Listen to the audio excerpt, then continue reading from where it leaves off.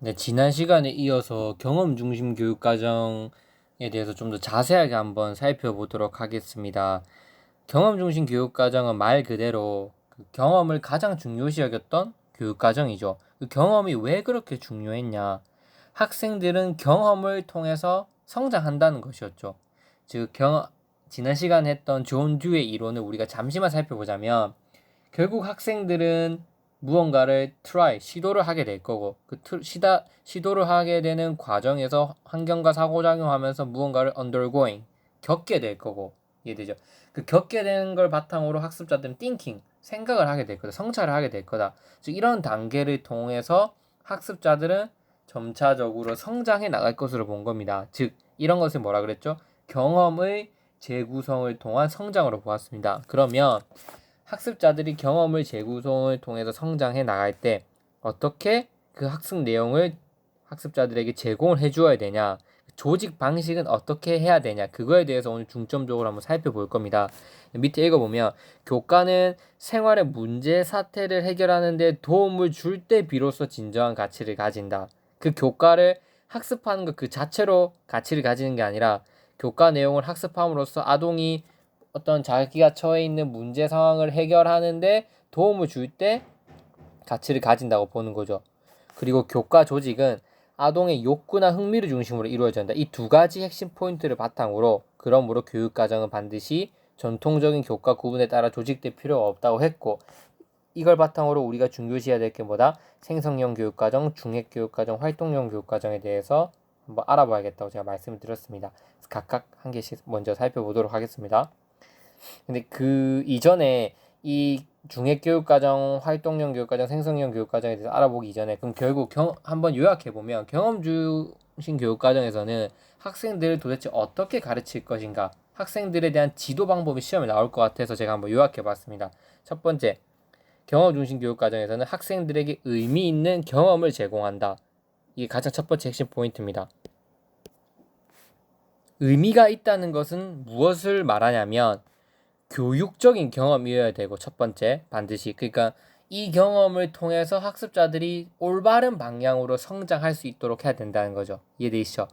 의미 있는 경험을 제공해야 되는데, 의미 있다는 것에는 두 가지가 전제되어 있다. 첫 번째 뭐다? 교육적인 경험이어야 된다. 뭐 예를 들면 협동심이 길러진다든지 아니면 배려 정신이 길러져야 된다든지, 이렇게 긍정적인 결과를 불러일으키는 경험이어야 된다. 이해되시죠? 그래서 뭔가 이제 계속성, 이 경험은 계속해서 할 만한 가치가 있어야 된다. 이런 의미가 내포되어 있습니다. 두 번째, 아동의 현실 생활과 연관된 경험이어야 된다. 즉, 아동이 실제로 문제 상황에서 경험해볼 만한, 겪을 만한 것을 바탕으로 해야 된다. 즉, 실생활 중심의 경험이 되어야 된다. 이게 바로 의미 있는 경험이라고 볼 수 있습니다. 이러한 경험들이 일회성으로 끝나지 않고 연속적이며 계속적으로 학생들에게 제공될 수 있도록 교사는 지도한다. 이렇게 서술해 주시면 됩니다.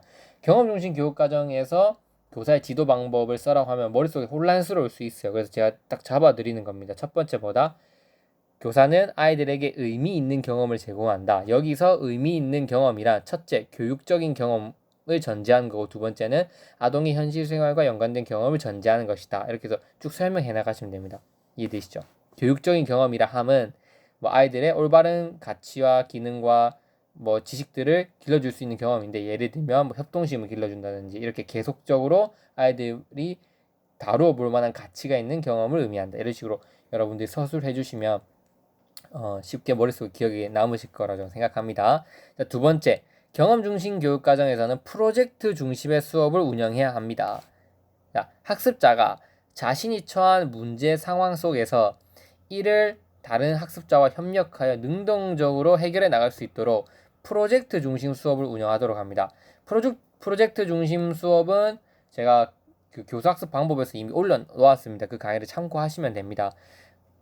이렇게 프로젝트는 자기가 원하는 주제를 선정해서, 쉽게 설명해 보자면 원하는 주제를 선정, 탐구 방법도 설정해서 자료 수집해서 결과물을 도출해내는 게 프로젝트입니다. 이해되시죠? 그래서 자신이 처한 문제 상황에 맞는 것, 주제 선정부터 자기가 해서 모든 상황에서 자기의 의사결정을 내리는 겁니다. 권한을 가지고. 이해되시죠? 프로젝트 중심을 실시한다면, 수업을 실시하면 학습자에게 유의미한 교육적 경험을 얻을 수 있으며 이 과정에서 다른 학습자들과 소통하면 민주적 태도 또한 기를 수 있다. 그러니까 이때는 프로젝트 중심을 혼자 진행하는 게 아니라 협동적, 같이 여러 학습자와 함께하는 협동적 프로젝트를 진행하는 겁니다. 협동적 프로젝트를 진행하면 가장 큰 첫 번째 장점은 뭐냐면 자기에게 맞춤, 내가 원하는 주제를 탐구할 수 있으니까 그런 면에서 뭔가 흥미도 유발될 거고 나의 실생활에 맞는 문제 해결력을 키워가는 어떤 그런 장점이 있겠죠. 뿐만 아니라 여러 학생들과 함께 이 문제를 해결하려고 노력하다 보니까 다른 학습자와 소통하는 민주적 태도 또한 기를 수 있다. 이게 핵심 포인트입니다. 제가 계속 강조하지만 경험 중심 교육과정은 진보주의를 기반으로 한다. 진보주의라고 하는 거 안에 세부적으로 살펴보면 그 안에는 민주주의, 그다음 실용주의, 자연주의 이런 요소들이 다 포함돼서 진보주의가 만들어지게 됩니다. 이해되시죠? 민주주의 어떤 의 관점, 그다음 루소의 자연주의 관점, 그다음 실용주의 관점 이런 것들이 합쳐서 만들어진 건데 따라서 경험 중심 교육 과정도 그에 따라서 민주적인 절차를 기르는 것을 중요시합니다. 그래서 제가 이 부분을 넣은 겁니다. 이해되시죠? 자, 세 번째, 학습자 중심의 교육을 실시한다. 경험이란 아동과 환경 사이의 상호작용을 의미한다. 아동이 환경과 적극적으로 상호작용하도록 하기 위해서는 아동의 흥미가 필수적이다. 즉, 흥미란 자아가 외적 세계를 탐구할 수 있도록 만드는 시작점이다. 이에 아동의 흥미, 필요의 바탕을 두는 아동 중심 교육이 실시되어야 된다. 그래서 경험 중심 교육 과정을 진행할 때 교사는 무조건 뭐 중심으로 해라? 다 학습자 중심으로 하라는 겁니다. 뭐 주제 설정부터 아니면 탐구 방법을 정하는 것까지 혹은 그거에 맞춰서 실제 자료를 조사하는 거, 자료를 발표하는 거, 결과물을 만들어내는 거, 그 다음에 평가를 하는 거, 서로 평가하는 거 모든 관점에서 학습자 중심으로 교육이 진행돼야 한다는 겁니다. 왜? 결국 환경과 적극적으로 상호작용하려면 뭐가 필요하다? 흥미가 필수적입니다. 흥미가 있어야지 아이들이 뭔가를 시도해보려고 하는, 트라잉 해보려고 하는 움직임이 발생한다는 거죠. 따라서 아이들의 어떤 흥미를 유발하기 위해서 모든 것을 학습자 중심으로 진행을 해야 된다. 참여를 시키고 그들이 원하는 것을 이끌어주는 방식으로 수업을 진행해야 적극적으로 환경과 상호작용해서 경험을 하려고 하는 그 태도를 만들어낼 수 있다는 겁니다. 그래서 다시 한번 마지막으로 강조하자면 경험 중심 교육 과정에서 교사들의 어떤 지도 방안을 써라고 하면 첫 번째, 의미 있는 경험을 제공한다. 두 번째, 프로젝트 중심의 수업을 운영한다. 세 번째, 학습자 중심의 수업을 실시한다. 혹은 교육을 실시한다. 이렇게 서술해 주시면 될 것 같습니다.